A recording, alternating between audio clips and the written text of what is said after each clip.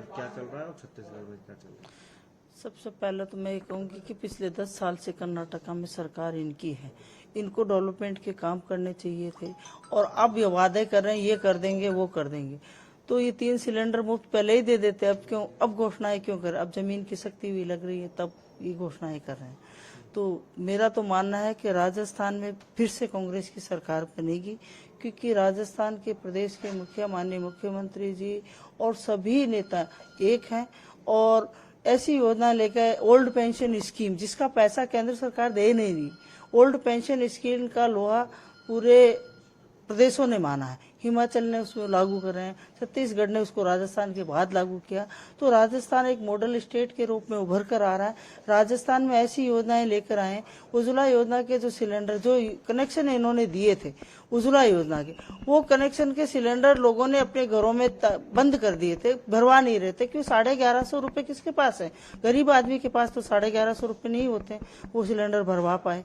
तो 1150 रुपए का सिलेंडर को उज्ज्वला योजना में जो भरे जा रहे थे उस सिलेंडर को 500 रुपए का कर दिया।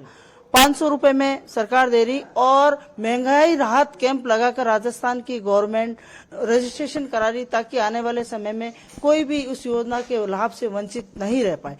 और 100 यूनिट घरेलू फ्री, 2000 यूनिट कृषि की फ्री, 25 लाख का तक का इलाज फ्री चिरंजीवी योजना में जो 10 लाख की थी, कई बार 10 लाख किया, इस बार 25 लाख कर दिया, 10 लाख का दुर्घटना बीमा और 125 दिन की रोजगार गारंटी पहले ग्रामीण क्षेत्र में थी अब शहरी क्षेत्र में भी लागू होगी, 1000 रुपए पेंशन कर दी बुजुर्गों की। तो इतनी योजनाएं, ओल्ड पेंशन स्कीम जो कर्मचारियों के चेहरे पर खुशी देखी गई, उनके बुढ़ापे को संवारने का काम राजस्थान की गवर्नमेंट ने किया है।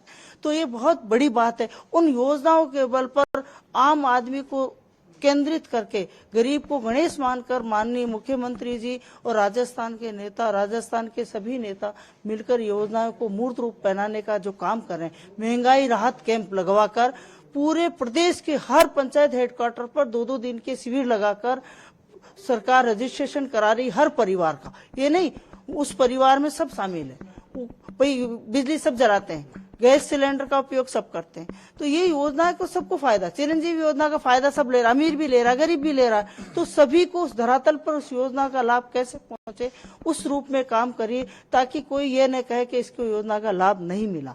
और मैं तो ये कहूंगी कि राजस्थान की चिंता न करें, अब आने वाले समय में कर्नाटक भी कांग्रेस का होगा और मुझे आशा ही नहीं पूरा विश्वास है।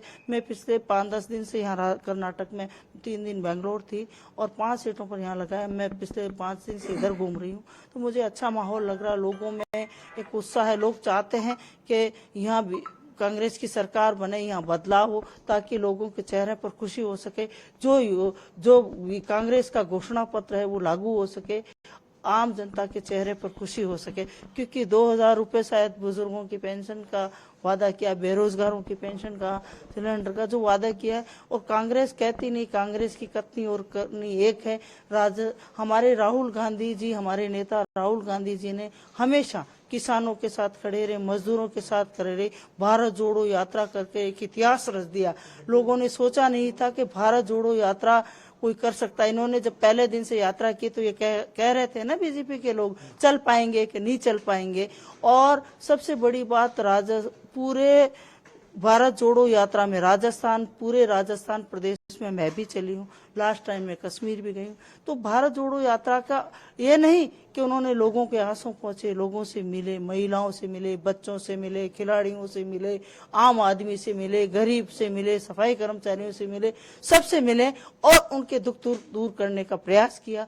जहां जहां भी लगा उनको वहां अधिकारियों को, सरकार के लोगों को बुलाकर उनसे रिक्वेस्ट की कि इन लोगों की मदद करें। तो राहुल गांधी सच्चा नेता है, वो सही मायने में 36 कौम और 36 वर्ग का भला करना चाहता है। और किसानों के साथ कौन खड़ा रहा? हमारे 700 किसान उस आंदोलन को लेकर शहीद हो गए, जो 3 कृषि के काले कानून लेकर आए। राहुल गांधी जी ने पहले दिन से कहा कि मैं किसानों के साथ हूँ, और किसानों के साथ राहुल गांधी जी खड़े हुए, कांग्रेस खड़ी रही और किसान सड़कों पर खड़ा रहा और मोदी जी की, बीजेपी की सरकार को बैकफुट पर आने पड़ा। इन्होंने तो नोटबंदी लाकर लोगों की कमर तोड़ दी, जीएसटी लगा दी। ये ऐसे कानून लेकर आए जिससे आम आदमी और जनता त्रस्त हुई। और कोरोना काल में लाखों लोग बेरोजगार हो गए, उनके रोजगार की चिंता करनी चाहिए। कहाँ गए इनके 10 लाख, कहाँ गई नौकरियां 10 लाख, कहाँ गए 25 लाख, खाते में आने वाले 15 लाख, वो लोग पूछते हैं, उनका जवाब देना चाहिए। मेरा तो उनसे निवेदन है कि अब आपकी चिंता करें। आने वाले समय में मुझे पूरा विश्वास है कर्नाटक की जनता कांग्रेस को आशीर्वाद देगी और कर्नाटक में कांग्रेस की सरकार बनेगी। मैम, बीजेपी ने 10,000 बीजेपी सरकार देगी, गरीब परिवार को 5 किलो चावल, 5 किलो मोटा अनाज देगी। तो क्या इन वादों के जरिए बीजेपी जिस तरीके से उतर रही है, आपको लगता है कि कांग्रेस की जो गारंटी है और बीजेपी की जो गारंटी है उस पर बीजेपी की 10 साल से कर्नाटक की जनता ने इनको देख लिया, परख भी लिया और भ्रष्टाचार अपने चरम पर पहुंच गया और अब ये वादे कर रहे हैं।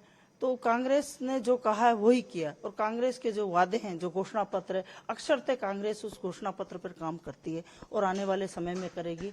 और हम लोग जनता के बीच जाते हैं, वार्डों में घूम रहे हैं, गलियों में घूम रहे हैं, तो हमें बहुत अच्छा रेस्पॉन्स मिल रहा है। लोग चाहते हैं कि कर्नाटक में कांग्रेस की सरकार बने और लोगों के चेहरों पर खुशी रहे और 36 कौम और 36 वर्ग के लोग यहाँ चाहते हैं कि कांग्रेस की सरकार बने।